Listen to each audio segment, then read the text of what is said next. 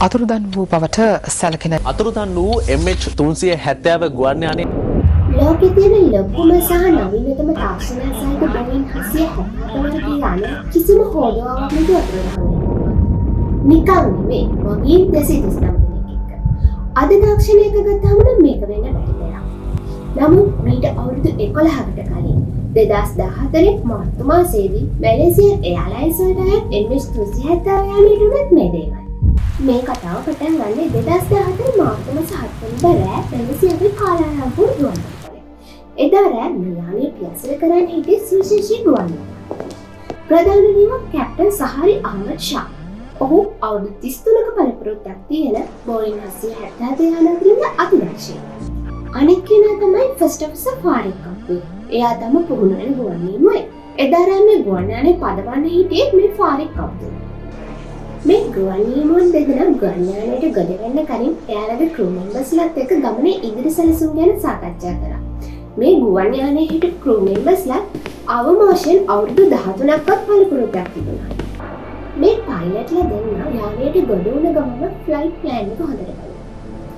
එහිදී ඒගොල්ලෝ තීරණය කරා යානෙට ඉන්ධන කිලෝ 49100ක් ඕන. මේ ඉන්ධන ප්‍රමාණයෙන් යානයට පැය 7යි විනාඩි 31ක් ගමන් කරන්න පුළුවන්කම තිබුණා. ඒක අපේක්ෂිත කාලයට වඩා පැය 2ක් විතර වැඩි.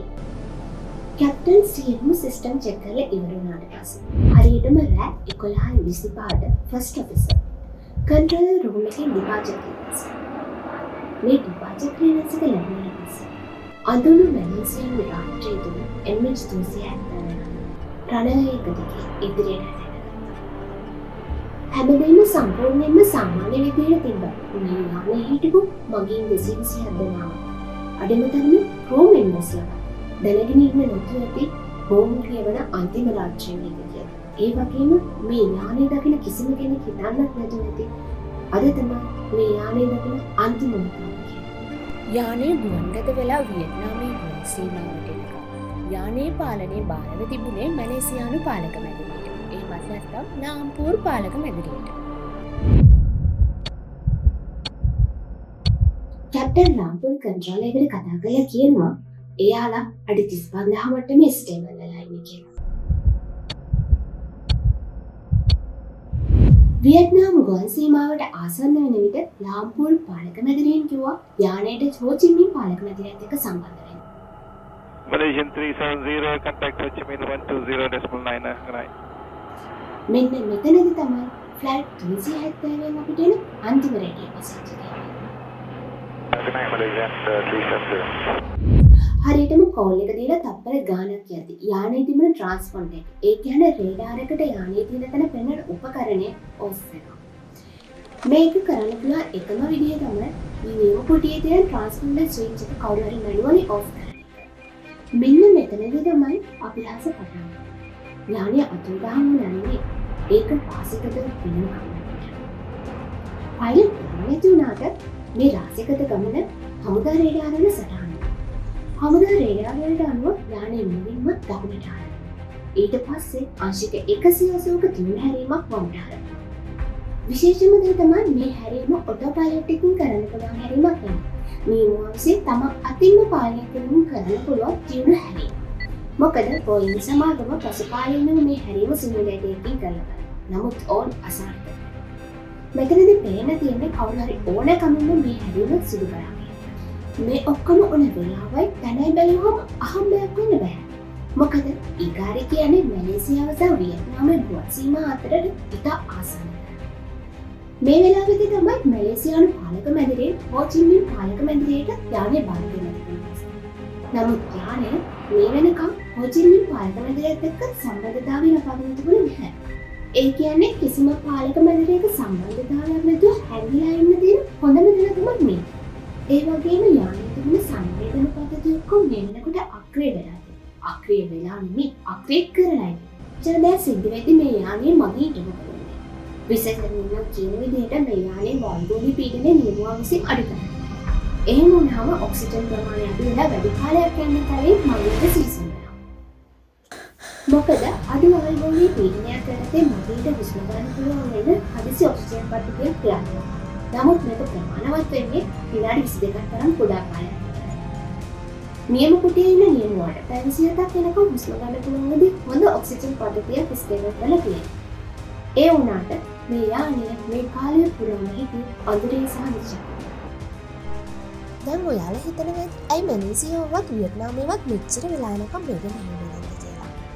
පරීක්ෂණවලින් හෙළිවෙන විදිහට වියට්නාමයේ පාලක මැදිරියට මැලේසියාව සම්බන්ධ කරගන්න විනාඩි 20ක තරම් කාලයක් දී තිබෙනවා. මේ කාලය ඇතුළතදී හමුදා රේඩාරවල මේ යානේ ගමන් පතේ සටහන් වෙලා තිබුණා. නමුත් මේ යානේ ගමන් කරලා තිබුණේ මැලේසියාව හා තායිලන්තය අතර ගුවන් සීමාව දිගේමයි. ඒ නිසා හමුදා යුද්ධයේ මේක කොල්ලන්ට තර්ජනයක් තියෙනවා. ඒ නිසාම මේ ගැන වැඩි අවධානයක් දීලා තිබුණේ. වෙලාව පාන්දර 2:05 විනාඩි 22. මේ වෙනකොට යානාව රේඩාර් තෙරේ සම්පූර්ණයෙන් අතුරු දානවා. හැමෝම හිතුවේ මේක කොහේ කඩගෙන වැටෙන්නේ කියලා. නමුත් ලෝකෙම පුදුම කරන්නේ නමසක් කියන චන්ඩිකා සමාගමෙන් අලුත්ම සාක්ෂියක් වෙනවා. ඒකින් කියනවා යානය හැරෙන පැයකට පස්සේ අර ඕෆ් කරලා තිබුණ සැටලයිට් කමියුනිකේෂන් සිස්ටම් එක ඉබේම ආපහු ඔන්න එනවා කියලා. ඒ ඇයි කියන එක තාමත් ප්‍රශ්නයක්. සමහර විට යානේ ඉන්ධන ඉවර වෙද්දී මේ සිස්ටම් එක ආවමත් රීසෙට් වෙනවා. කොහොම වුණත් පැයකට සැරයක් මේ සිස්ටම් එක අපේ අවකාශයේ තියෙන චන්ද්‍රිකාවකට හෑන්ඩ්ෂේක් එකක්. එහෙමත් නැත්නම් සිග්නල් එකක් එවුවා. මේ දත්ත පරීක්ෂා කරද්දී තමයි විද්‍යාඥයන්ට තේරුනේ මේ යානේ කඩාගෙන වැටෙනවා කියලා හිතපු වෙලාවේ ඉඳලා පැය 6ක් විතර යනකම් උඩුගුණේ පියාසර කරලා තියෙනවා. මේ යානේ ගමන් කරලා තිබුණේ කවුරුවත් දන්නේ නැති කාටවත්ම අයිති නැති නැව් පවා ගමන් කරන දකුණු ඉන්දියානු සාගරයේ ඈතම දැන් අපි මේ කතාවේ වැදගත්ම තැනට. මෙච්චර කල් පරීක්ෂකයන් මේ යානේ ගැන හමුවේ චන්ද්‍රිකා දත්ත වලින් විතරයි. නමුත් රිචඩ් ගොඩ්ෆ්‍රි කියන ඉංජිනේරුවා අලුත්ම ක්‍රමයක් පාවිච්චි. ඒ තාක්ෂණය කියන්නේ විශ්ව තාක්ෂණය. සැලොන් කිව්වත් ලෝකේ පුරා විසිරලා හැරෙන රේඩියෝ තරංග ජාලයක්. මේ රේඩියෝ තරංග ඔස්සේ මුවන් යානයක් ගමන් කරද්දී පොඩි බාධා කිරීම. රිචඩ් ගොඩ්ෆ්‍රි මහත්තයා මේ ඇතිවන බාධා කිරීම ගැන හොයනවා. එහිදී ඔහු හොයාගත්ත MH370 යානය ගමන් කරද්දී මේ ඇතිවන බාධා. මේ අලුත්ම දත්ත වලින් කියන්නේ හරි පුදුම දෙයක්. ඉන්ධන ඉවර වෙලා යානේ නිකම්ම මුහුදට වැටුණා නෙමෙයි. ඉන්ධන ඉවර වෙනකන් ගුවන් නියමුවන් විසින් යානේ 8 ඉලක්කම හැදෙන්න අහසේ පියාසර කරනවා. කොහොම වුණත් මේ දත්ත වලින් හෙළිවෙන සාක්ෂි තාමත් න්‍යායාත්මක පදනමක් තියෙන දේවල් විතරයි. යානේ ඉන්ධන ඉවර වෙනකන් නියමුවන්ට මේ යානේ විනාඩි 20ක් විතර උත්සාහකාර ගමන් පතයක පියාසර කරගෙන ඉන්න තරම් උන්ට තිබ්බ හේතු උනා. සමහර විට